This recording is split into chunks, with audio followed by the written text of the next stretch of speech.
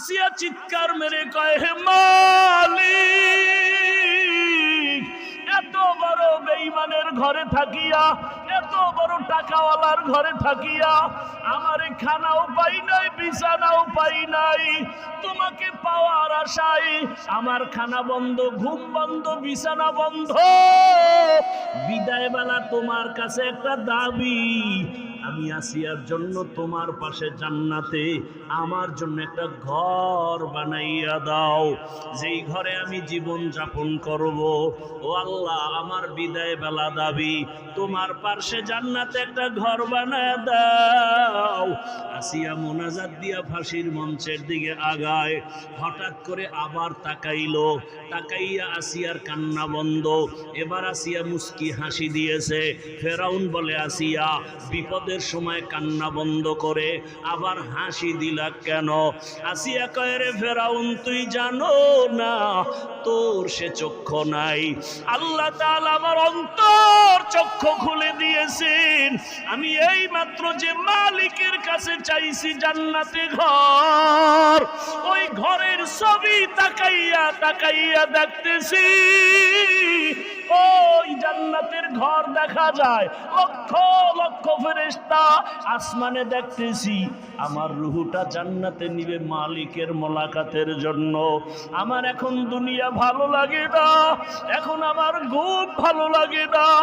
আমি আমার ওই মাওলার পাগল। আমাকে তাড়াতাড়ি ফাঁসি দাও। মরণের পর্দাটা ভেদ করতে পারলে আমার আসল মালিকের আমি পেয়ে যাব। এত বড় বেঈমানের ঘরে থেকে ও আসিয়া এত দামি হয়েছে। ও পর্দার আড়ালের আম্মা জান, এত বড় বেঈমান ফেরাউন হঠাৎ একদিন দেখেন গোপনে তাকাইয়া আসিয়ার জবানে আল্লাহর নাম উচ্চারিত হচ্ছে। ফেরাউন ডাক দিয়ে, আসিয়া জবানে কার নাম নিয়েছ? আসিয়া বলে, আর গোপন রেখে লাভ কি? যখন প্রকাশ হয়ে গেছি আর গোপন রাখবো না। আসিয়া ডাক দিয়ে কয়, ফেরাউন, আমি যেই রবের মানি সেই রবের নাম নিয়েছি। ফেরাউন বলে, মিশরের রব তো আমি, খোদা আমি।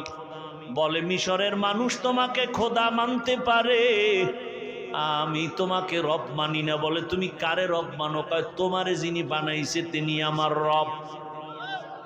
ফেরাউন বলে, খবরদার, আমাকে যদি তুমি খোদা না বলো তাহলে মিশরে খোদা দাবি করার কোনো যৌক্তিকতা নাই।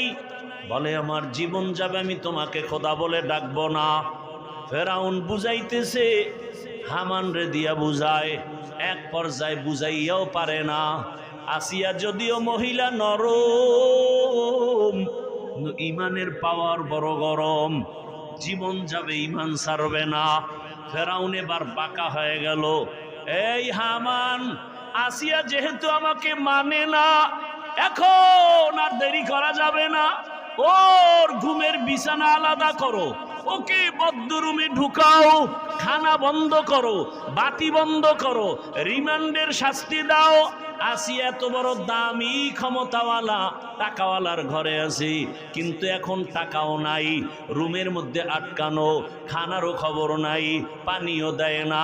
আরে আসিয়া কি রহমতের নবী, যেই নবীর কোনো গুনাহ নাই, যেই নবীর জন্য আমার আল্লাহ আশিক, ওই রহমতের নবীকে কওমের লোকেরা, দুশ্মনেরা একদিন আর দুদিন না 3 বছর পর্যন্ত শিয়াবে আবু তালিবের মধ্যে আবদ্ধ করে রাখছি।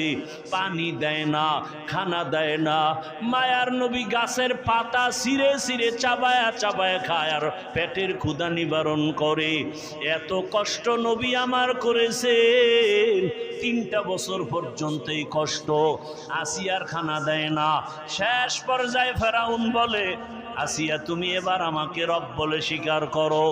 আসিয়া বলে, মরে যাব, আমি গায়রুল্লাহকে কখনো আমি রব বলবো না, গায়রুল্লাহর কাছে মাথা নত করব না। ফেরাউন সর্বশেষ সিদ্ধান্ত নিল, আসিয়া তোমাকে ফাঁসি দেওয়া হবে, শুলিবিদ্ধ করা হবে। আসিয়া বলে, ফাঁসি দাও, কোনো দুঃখ নাই। এক পর্যায়ে ফেরাউন যখন দেখলো আর পারাই যায় না, তারিখ পর্যন্ত ঘোষণা দিয়া দিল। মিশরের হাজার হাজার মানুষ ময়দানে হাজির। খোদা ফেরাউনের স্ত্রী আসিয়ার বিচার হবে, ফাঁসি হবে, শুলিবিদ্ধ করা হবে, সবাই দেখার জন্য আসছে। এক পর্যায়ে বিদায় বেলা আসিয়ার হাতে পায়ে রশি লাগাইয়া যখন ফাঁসির মঞ্চে নেয়, আসিয়া কান্না করে আর মালিকের বলে, মালিক যতই কষ্ট দেখ সহ্য করার ধৈর্য দাও, আমি যেন তোমাকে ভুলিয়া না যাই। হঠাৎ আসিয়া কাঁদে আর দেখে রাস্তা দিয়া জমানার নবী মূসা হেঁটে হেঁটে যাচ্ছেন। মূসা নবীর ডাক দিয়ে কয়, নবী মূসা, আজ আমার খবর আপনি জানেন? মূসা নবী বলে, আসিয়া জানি, আজ তোমাকে শুলিবিদ্ধ করা হবে, আজ তোমাকে ফাঁসি দেওয়া হবে।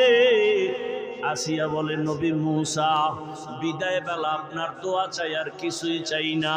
তবে আর একটা কথা জানতে চাই, আপনি তো মাওলার সাথে কথা বলার জন্য তুর পাহাড়ে যান, একটু বলবেন এই মুহূর্তে আমার ফাঁসি হবে, আমার রব আমার আল্লাহ আমার উপরে রাজি নাকি বেজার?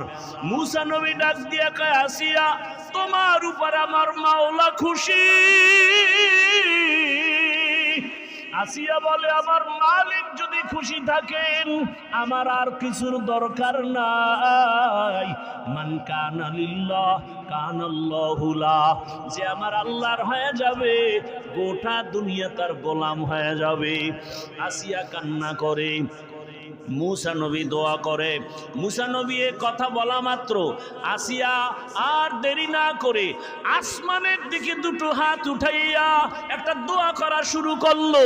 আল্লাহর কোরআন বলে, ক্বালাত রাব্বি বিনিলি ইনদাকা বাইতান ফিল জান্নাহ। আসিয়া চিৎকার মেরে কয়, হে মালিক, এত বড় বেঈমানের ঘরে থাকিয়া, এত বড় টাকাওয়ালার ঘরে থাকিয়া আমার খানাও পাই নাই, বিছানাও পাই নাই। তোমাকে পাওয়ার আশায় আমার খানা বন্ধ, ঘুম বন্ধ, বিছানা বন্ধ। বিদায় বেলা তোমার কাছে একটা দাবি, আমি আসিয়ার জন্য তোমার পাশে জান্নাতে আমার জন্য একটা ঘর বানাইয়া দাও, যেই ঘরে আমি জীবন যাপন করব। ও আল্লাহ, আমার বিদায় বেলা দাবি, তোমার পাশে জান্নাতে একটা ঘর বানায় দাও। আসিয়া মোনাজাত দিয়া ফাঁসির মঞ্চের দিকে আগায়। হঠাৎ করে আবার তাকাইলো, তাকাইয়া আসিয়ার কান্না বন্ধ। এবার আসিয়া মুস্কি হাসি দিয়েছে। ফেরাউন বলে, আসিয়া বিপদের সময় কান্না বন্ধ করে আবার হাসি দিলা কেন? আসিয়া কয়, রে ফেরাউন, তুই জানো না তোর সে চক্ষু নাই? আল্লাহ তাআলা আমার অন্তর চক্ষু খুলে দিয়েছেন। আমি এই মাত্র যে মালিকের কাছে চাইছি জান্নাতে ঘর, ওই ঘরের ছবি তাকাইয়া তাকাইয়া দেখতেছি ওই জান্নাতের ঘর দেখা যায়, লক্ষ লক্ষ ফেরেশতা আসমানে দেখতেছি। আমার রুহুটা জান্নাতে নিবে মালিকের মোলাকাতের জন্য। আমার এখন দুনিয়া ভালো লাগে না, এখন আমার ঘুম ভালো লাগে না, আমি আমার ওই মাওলার পাগল। আমাকে তাড়াতাড়ি ফাঁসি দাও। মরণের পর্দাটা ভেদ করতে পারলে আমার আসল মালিকের আমি পেয়ে যাব, আমার রূহ জান্নাতে যাবে, আমার মালিকের সাথে মোলাকাত হবে।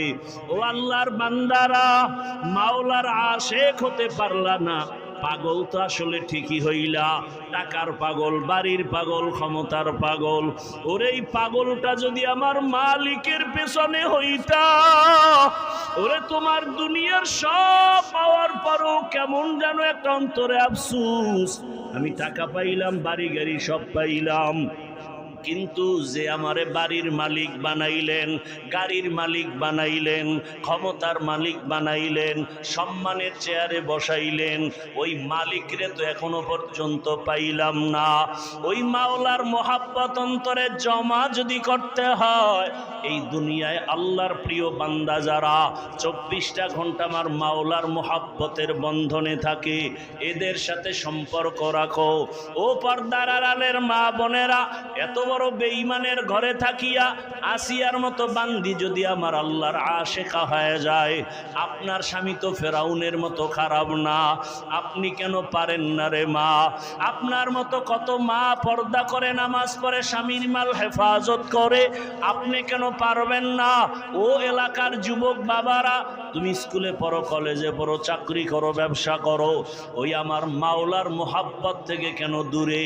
তোমার মতো জেনারেল লাইনের বাংলা পড়ুয়া কত সন্তানেরা স্কুলে পড়ে, কলেজে পড়ে, doctor, professor, engineer, OC, DC, SP, 5 ওয়াক্ত নামাজ পড়ে, চাকরিও করে, ব্যবসা করে, রাস্তায় গাড়ি চালায়, নামাজ ছাড়ে না। তুমি কেন পারো না রে বাবা? এখনো সময় আছে, তওবা করে নাও, আল্লাহর কাছে তওবা করো। জীবনে তো মনের আশা পূরণ করিয়া, মনের আশা পুরাইয়া তো গুনাহ কম করো নাই। মনে চাইছে দাড়ি রাখবা না রাখো নাই, মনে চাইছে পর্দা করবা না করো নাই, মনে আশা আসছে পার্কে যাবা দৌড়ায় গেছো, মনে আশা আসছে তুমি সারা রাত মোবাইলে গুনাহ করবা করেছো। এরে আল্লাহর বান্দারা, দুনিয়ার কেউ জানে না তুমি আমি কত বড় গুনাহগার। যদি জানতো কেউ, তোমাকে আমাকে মোহাব্বতের নজরে দেখতো না। আমার আল্লাহ বলে, বান্দা তুই রাতের বেলা হাতের দ্বারা কত গুনাহ করেছো, চোখের দ্বারা গুনাহ করেছো, কেউ না দেখলো, আমি আল্লাহ দেখেছি। আমি আল্লাহ দেখার পরে তোর উপরে রাগ করি নাই, আমি আল্লাহ ডাকতে থাকি বারবার, আয় বান্দা তওবা কর। কোন দিকে যাও? আমার দরজা ছাড়িয়া যেদিকেই যাবি সেদিকেই জাহান্নাম ছাড়া কিছু নাই। আমি আল্লাহ রহমতের দরজা খুলে রাখলাম। জীবনের গুনার কথা স্মরণ করে যদি বলো, আল্লাহ আমি তোমার জীবনের গুনাহ মাফ করে দিব, ও আমার যুবক, আমার মাওলাকে অন্তর দিয়া মনে মনে ডাকো আর বলো, হে মালিক, জীবনে তো কম গুনাহ করি নাই, গুনার কারণে আমার হাত না পাক, আমার চোখ না পাক, আমার জিহ্বা না পাক, আমার অন্তর না পাক। আজকে থেকে তওবা করে নিলাম, আর গুনাহ করব না, নামাজ ছাড়ব না, দাড়ি কাটব না, আর কোনোদিন বেপরদায় চলব না। মা বাবার দোয়া নিয়া, শিক্ষকের দোয়া নিয়া, উলামায়ে কেরামের দোয়া পরামর্শ নিয়া, নবীর আদর্শ মেনে চলব। কারণ মা বাবার দোয়া জীবনের সফলতার চাবি, ওস্তাদের দোয়া জীবনের সফলতার চাবি, উলামায়ে কেরামের নেক দোয়া জীবনের সফলতার চাবি। ওই মা বাবার চোখের পানি আর দোয়া ছাড়া চেয়ারে বসতে পারি না রে যুবক। ওই মা বাবা জীবন ভর না খাইয়া তোমাকে আমাকে বড় বানাইছেন। ওই মা বাবারে আজকে এখানে এমনও বান্দা আছো, মা বাবারে সাদা কাফনের প্যাকেট বানাইয়া কবরে রেখে আসছো। ওই মা বাবা দোয়ার অপেক্ষায় বসে আছি। যেই মা বাবা তোমার আমার জন্য এত চোখের পানি ফেলছে, ওই মা বাবার জন্য কি তুমি আমি এক ফোঁটা চোখের পানি ফেলতে পারি না? এমন একটা রাত নাই যে মা টেলিফোন করে নাই, বাবায় টেলিফোন করে নাই, বারবার খবর নেয়, বাবা তোর শরীরের কি খবর, কখন খানা খেয়েছো, কখন ঘুমাইবা। আজকে যার বাবা নাই তাকে খবর নেওয়ার কেউ নাই, যার মা নাই তারে টেলিফোন করার কেউ নাই। ওই বান্দা বড় কষ্টের ভিতরে দিন কাটায়। ঈদের দিন সবাই আনন্দ করে, সন্তান ইয়েতিমের অন্তরে আনন্দ নাই। ওরে বাবায় যদি অসুস্থ বিছানায় থাকে, তারপরও সন্তানের কলিজাটা বড় থাকে, মনে হয় একটা গাছের ছায়ায় বসে আছি। আর যার বাবা নাই তার কলিজা বড় ভাঙ্গা। ও ডানে তাকায়, বামে তাকায়, ছেলে মেয়ে যাই পায়, কিন্তু হঠাৎ করে একটা নিঃশ্বাস ফেলে আফসোস করে, আর আমার বাবাই কই, আমার মা কই। ও আমার কলিজার যুবকেরা, যার মা বাবা বেঁচে আছে, এখনো পারলে সময় পাইলে দোয়া নাও। ওই মা বাবা হারায় গেলে আর জীবনে পাইবা না। ওরে যার মা নাই তাকে জিজ্ঞেস করো, মা কত বড় রত্ন, ওই সন্তানটা কান্না করে, মা নাই বাবা নাই। তোমার মা বাবা বেঁচে থাকলে দোয়া নিও। বাবার কাছে গিয়া যদি বলো, বাবা বেয়াদবি করেছি, মাফ করে দাও, বাবায় দোয়া করবে, আল্লাহর আদালতে কবুল হয়ে যাবে।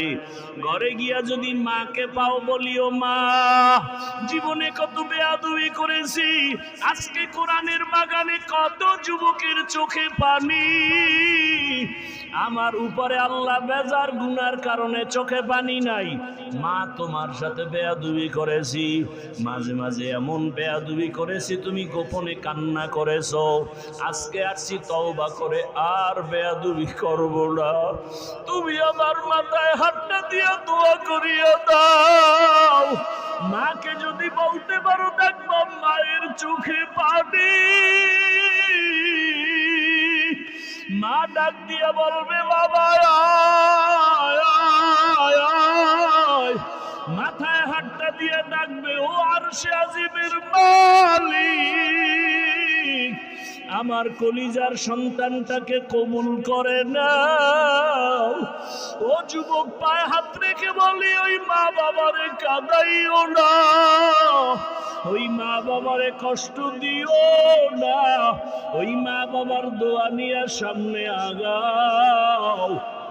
শিক্ষকের সাথে যদি বেয়াদবি করে থাকো, ও ছাত্র বাবারা গোপনে গিয়া খবর নিয়ে ক্ষমা চাইয়া নাও। আলেমের সাথে যদি বেয়াদবি করে থাকো, গোপনে গিয়া ক্ষমা চাইও।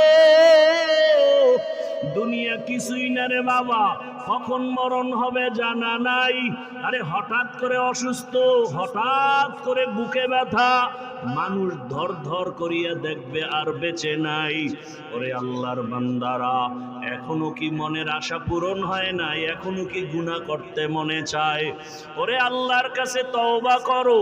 আর কত মোবাইল চালায় গুনাহ করবা, নামাজ সারিয়া গুনাহ করবা, বেপরদায় চলে গুনাহ করবা, অন্তরের কল্পনার গুনাহ কেউ জানে না, আমার আল্লাহ জানেন।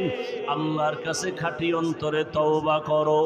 মরিয়া গেল আর গুনাহ করব না, আর নামাজ ছাড়ব না, হাতের গুনাহ, চোখের গুনাহ, জবানের গুনাহ, অন্তরের কল্পনার গুনাহ করব না রে আল্লাহ।